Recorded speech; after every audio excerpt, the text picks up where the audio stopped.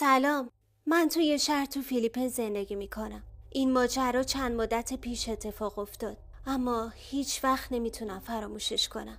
اون شب واسه یه برنامه‌های بیرون بودم و دیر موقعم بود. خلاصه چاره‌ای نداشتم جز اینکه سوار جیپنی بشم. جیپنی یه وسیله حمل و نقل تو فیلیپین هستش. خیابونا کاملا خلوت بود. دیدم یه جیپنی داره میاد. دست تکون دادم و تا پامو داخلش گذاشتم نگاهم به زن کنار راننده افتاد. زن انگار خوابیده بود. چون سرش رو شونه راننده بود گفتم حتما دوست دختر یا زنشه دیگه. نزدیکای در نشستم. روبروی صندلیم یه پیرمرد بود. یعنی اون موقع فقط ما 4 نفر تو جیپنی بودیم. داخل جیپنی کاملا ساکت بود. هیچ کس حرفی نمیزد. منم هیچ توجهی به بقیه نمی کردم و همینم بزرگترین اشتباهم بود. وقتی جیپنی چند متری رفت ناگهان پیرمرد روبروم از راننده خواست ماشین رو نگه داره و دست منو گرفت و کشون بیرون. اولش نفهمیدم چی شده. بعد به خودم اومدم و به خاطر رفتار عجیبش داد زدم و گفتم ولم کن. پیرمرد اولی جوابی نداد و بعد گفت شش، بهم اعتماد کن. هنوز گیج بودم ولی سریع دنبالش رفتم چون اون لحظه خب نمیدونستم باید چی کار کنم. سرم پر از افکار وحشتناک شد. اگه بخواد کیفمو بدزده چی؟ یا بخواد منو بکشه باید چی کار کنم؟ وقتی از جیپنی پیاده شدیم بالاخره پیرمرد با صدای آروم به هم گفت دختری که کنار راننده نشسته بود یه جسد مرده بود. باور نمی کردم. دوباره گفت با چشمای خودم دیدم.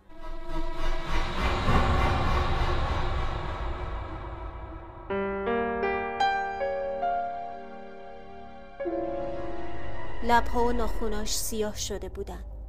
تو کمرش هم یه یخورد کن فرو رفته بود و پر از خون بود. شوکه شده بودم. اگه دنبال اون پیرمرد نمی رفتم و تو جیپنی می موندم چی می شد؟ پیرمرد چند قدم دور شد و دوباره گفت دفعه بعد بیشتر مراقب باش. بعد از اون شب هر وقت سوار جیپنی میشم همیشه حواسم رو جمع میکنم.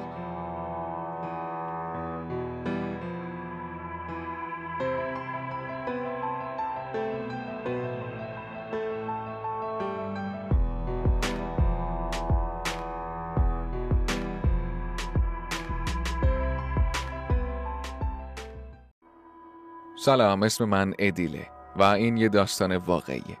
پلیس هم این پرونده رو تموم کرده و اون مرد الان توی زندانه. اون موقع 14 سالم بود. توی مدرسه سر کلاس تاریخ بودم و خیلی هم حوصله‌ام سر رفته بود. دوستم نول که بغل دستیم بود گفت میتونی شنبه بیای خونمون چون مامان بابامون روز میرن بیرون و اینجوری میتونیم تو هر وقت خواستیم بیدار بمونیم. من و نول از این داستانا زیاد داشتیم، زیاد میرفتیم خونه همدیگه و من با خودم فکر کردم که این بار قراره کلی بهمون خوش بگذره. بالاخره شنبه شد و خیلی ذوق داشتم. وسایل ضروری مثل مسواک، بازی جدید و اسپری فلفلم رو برداشتم. مامان بابا میگفتن همیشه همراه خودت ببرش. منم میبردم.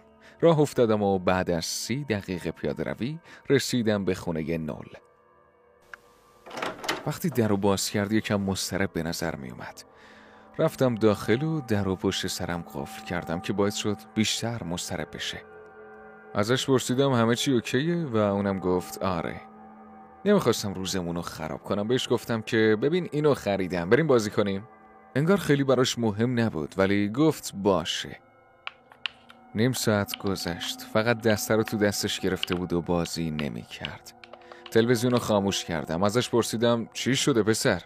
و نول هم گفت به کمکت نیاز دارم. منم گفتم چه کمکی میخوای؟ گفت یه مردی رو توی فیسبوک اد کرده ولی حالا مزاحمش میشه و میخواد باهاش قرار بذاره و گفته که اگر به مامان بابات بگی اونا رو میکشم. و حالا نول خنگم گفته بود که اون مرد ساعت 8 بیاد اینجا، یعنی 5 دقیقه دیگه. نول واسه همین گفته بود من بیام چون میترسید تنهایی قرار بذاره. گفت فکر کردم اگر توی مدرسه بهت راستشو بگم نمیای. درستم فکر کرده بود. خیلی ازش ناراحت بودم. با دروغ منو کشونده بود اونجا و درگیر کرده بود. از اون طرفم حماقتش هم عصبانیم کرده بود که اینقدر راحت آدرسشو به یه غریبه داده.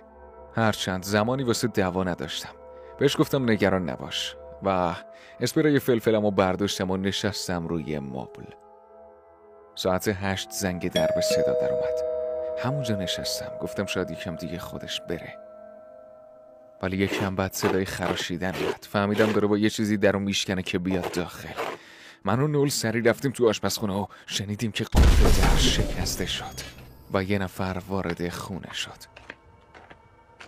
چراغا روشن بودن و ما پشت یخچال قایم شده بودیم. مرد با یه صدای کلفتی گفت نول و ما جوابی ندادیم. دوباره داد زد نول کدوم گرگستی میخوام بکشمت.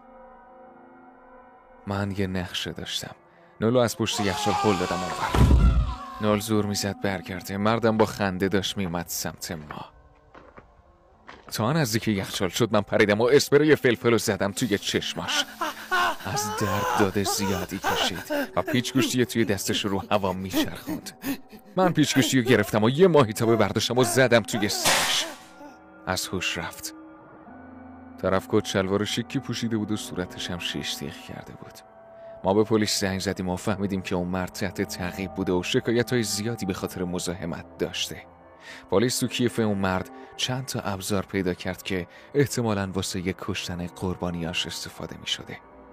به هر حال خوشحالم که نول بهم زنگ زد، چون اگر من اونجا نبودم خدا میدونست چه بلایی قرار سر نول بیاد.